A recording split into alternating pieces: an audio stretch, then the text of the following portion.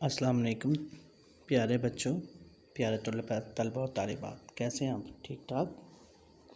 امید ہے کہ پچھلے ہفتہ آپ کو بے حد مصروفیت میں گزرا ہوگا، اور اس کے ساتھ ساتھ آپ اپنی اور اپنے گھر والوں کی صحت کا خیال رکھا ہوگا اور ان کی ہدایت پر عمل بھی کیا ہوگا۔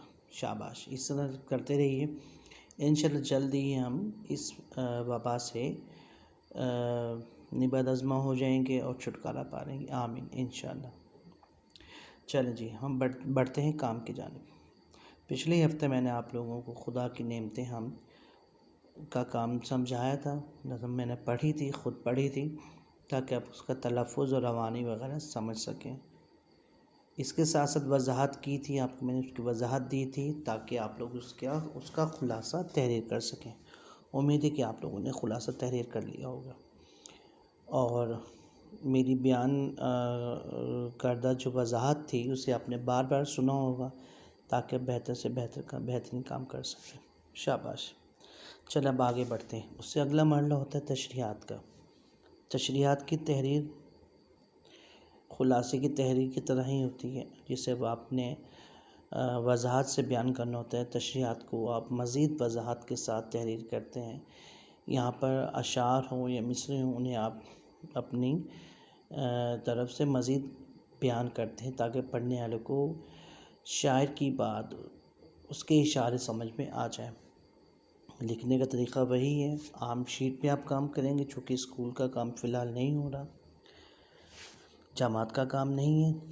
شیٹ لے کر سیدھی جانب ایک حاشیہ، الٹی جانب دوسرا حاشیہ، پہلے دائیں حاشیے کے اوپر آپ دن تاریخ لکھیں گے، بائیں حاشیے پر دن لکھیں گے، اور بیچ میں آپ عنوان دیں گے گھر کا کام۔ اس کے بعد آپ لکھیں گے حمد کا نام، خدا کی نعمتیں، اس کے ساتھ بریکٹ میں آپ شاعر کا نام دے سکتے ہیں، محمد حسین آزاد۔ پھر نیچے عنوان کی صورت میں آپ دے سکتے ہیں تشریحات۔ پھر ایک لائن چھوڑ کر بالکل مارجن لائن، حاشیے لائن کے ساتھ ہی یا حاشیے کے ساتھ ہی آپ لکھیں گے بند شمار نمبر اول۔ ایک بات میں آپ کو واضح کرتا چلوں کہ ہم پوری حمد کا خلاصہ تشریحات نہیں لکھیں گے، بلکہ ہم اس میں سے چنندہ جو ہیں وہ مصروں کی تشریح لکھیں گے۔ آپ نے پچھلے ہفتے میں نے آپ کو بتایا تھا، سمجھایا تھا کہ جو آپ کو میں نے آپ کو جس کی تصویر کھینچ کے میں نے آپ کو اپنی اس پریزنٹیشن کے ساتھ دی تھی، آپ لکھ لیجئے۔ امید ہے کہ آپ نے لکھ لی ہوگی، نہیں لکھی تو آپ لکھ لیجئے، اور اس میں سے آپ کو جو ہے یہ مسئلے لکھنے میں آسانی ہوگی۔ پہلا بند شروع ہوگا اناج اپنی رحمت سے پیدا کیا سے نگہ دی کہ دیکھیں بھلا اور برا۔ اسے لکھنے کا طریقہ کیا ہے؟ بند شمار اول لکھیں گے جس طرح میں نے لکھا ہے، حاشیے کے بالکل ساتھ، پھر ایک لائن چھوڑ کر خوبصورتی کے ساتھ اسی طرح آپ بند لکھیں گے۔ پہلا مصرع بیچ میں نقطے سے، دوسری لائن میں، دوسری سطر میں، اور پھر تیسرے سطر پہ آپ جو ہے وہ آخری مصرع لکھیں گے، کس کا؟ اس ایک بند کا۔ ان نقاط کا مطلب ہوتا ہے، جو ہم نقطے دیتے ہیں، کہ پہلا مصرع ہے اور آخری مصرع ہے، جبکہ بیچ کے جو مصرعے ہیں وہ ہم نے نہیں لکھے، ان کو ہم نے نقطوں سے ظاہر کر دیا ہے۔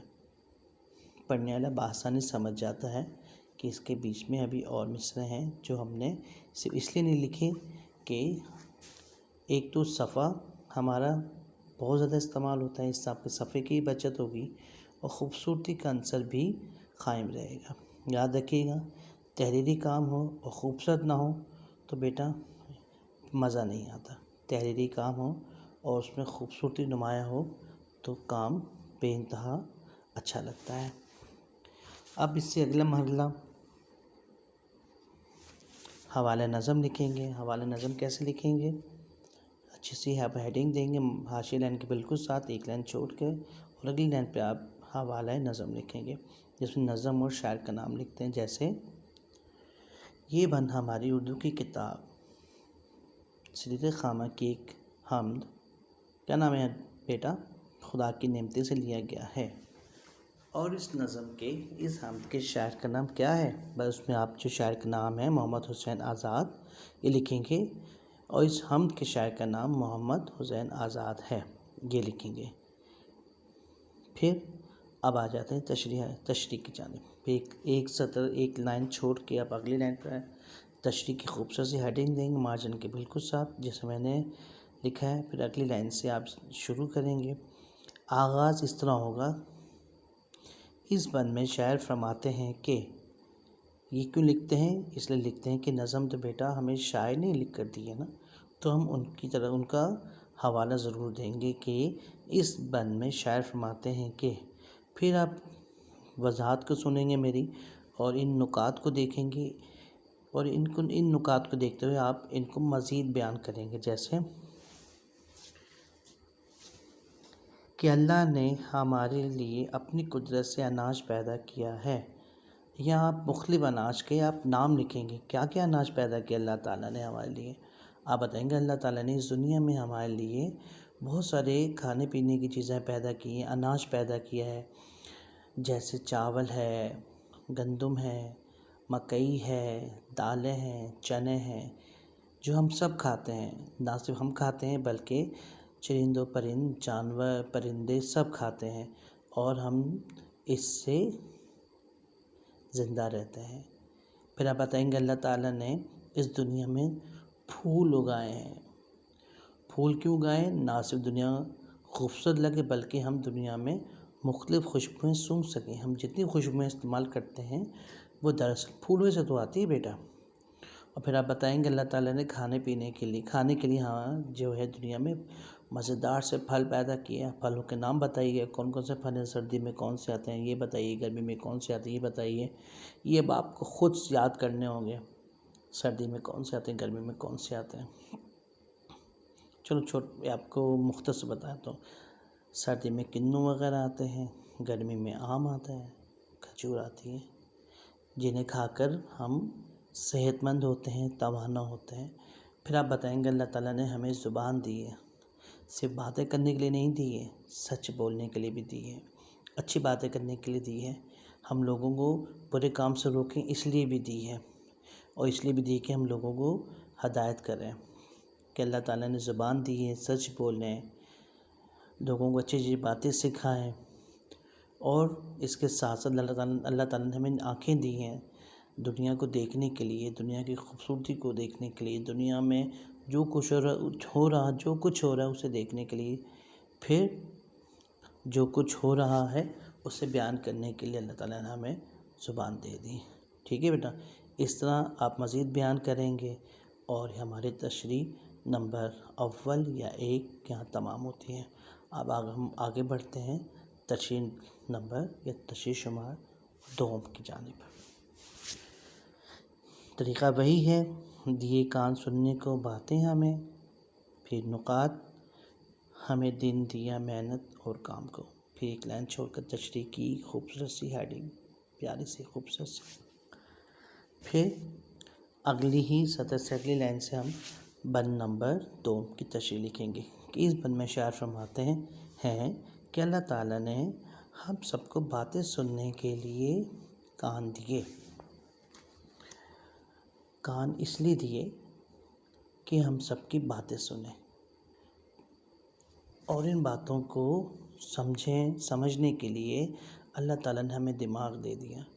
ہم سب کی باتیں سنیں جو ہمیں ہدایت دی جا رہی ہیں، جو ہمیں منع کیا جا رہا ہے، اور اس کے ساتھ ساتھ جو باتیں بھی ہم سنتے ہیں ان کو سوچیں سمجھیں کیا غلط ہے، کیا صحیح ہے، کیا ہمیں کرنا چاہیے. اچھے اچھے فیصلے کرنے کے لیے دماغ دیا اور سمجھنے کے لیے دماغ دیا کہ کیا ہو رہا ہے، کیا اچھا ہے اور کیا برا ہو رہا ہے. دیکھیں پھر اللہ تعالیٰ نے ہمیں زبان دے دی کہ ہم ان باتوں کو سنیں، دماغ میں انہیں سمجھیں اور زبان سے ان کے بارے میں بیان کریں. پھر اللہ تعالیٰ نے ہمیں کام کرنے کے لیے ہاتھ دے دیے. ان ہاتھوں سے ہم لکھتے بھی ہیں، کتابیں بھی اٹھاتے ہیں.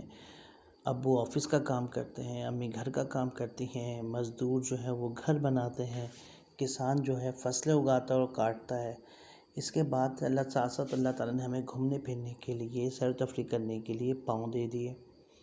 اور دیکھیں نا ہم گھر سے نکلتے ہیں پاؤں کے ذریعے، کہیں بھی جاتے ہیں پاؤں کے ذریعے، صرف کام نہیں کرتے بلکہ سفر بھی کرتے ہیں. کہیں بھی جانا ہے تو ہمیں سفر کے لیے چلنا پھرنا پڑتا ہے.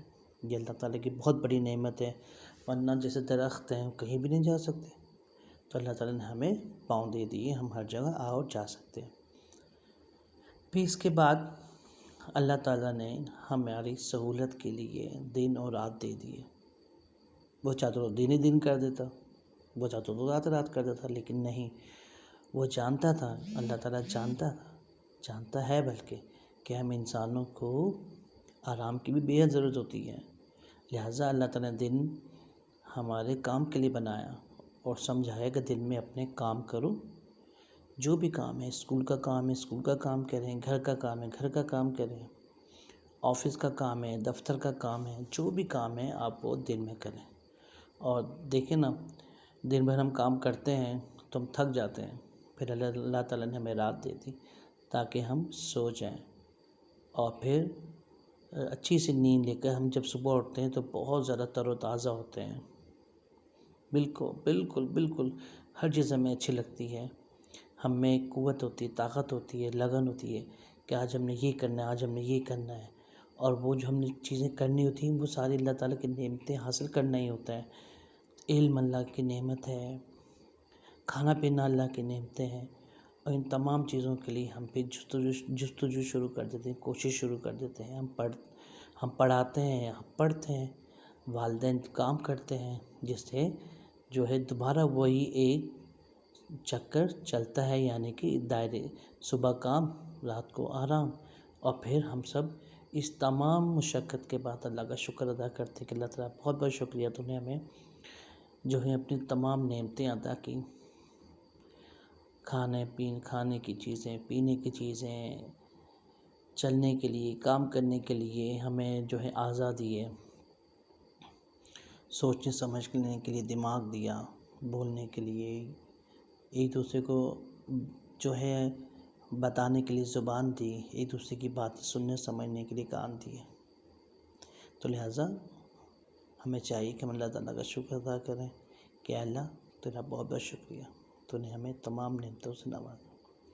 ٹھیک ہے بیٹا، اس طرح ہماری تشریح نمبر 2 بھی تمام پذیر ہوتی ہے، تو لہٰذا اہم نکات میں نے آپ کو بتا دیے ہیں اور آپ کے سامنے بھی موجود ہیں، ان کی مدد سے آپ تشریحات تحریر کریں گے۔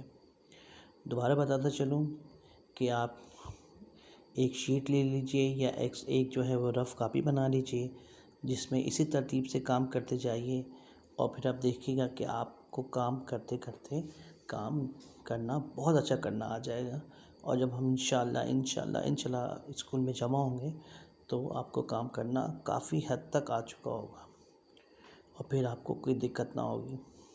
ہم کہیں گے چلو بیٹا کام شروع کریں، آپ کہیں گے یس سر، اور فٹافٹ کام کر کے دکھائیں گے، بڑا مزہ آئے گا۔ دعا کیجیے کہ جلد از جلد ہم سب ملیں، جلد اللہ تعالیٰ اس بیماری کو ختم کر دیں، کیونکہ اللہ تعالیٰ ہی ہے جو پریشانیاں، مصیبتیں، غم، بیماریاں ختم کر سکتا ہے، لہٰذا اپنے لیے، ہم سب کے لیے دعا کیجیے۔ ٹھیک ہے بیٹا، آمین ثم آمین، دعا میں یاد رکھیے گا۔ اللہ حافظ، خدا حافظ، السلام علیکم۔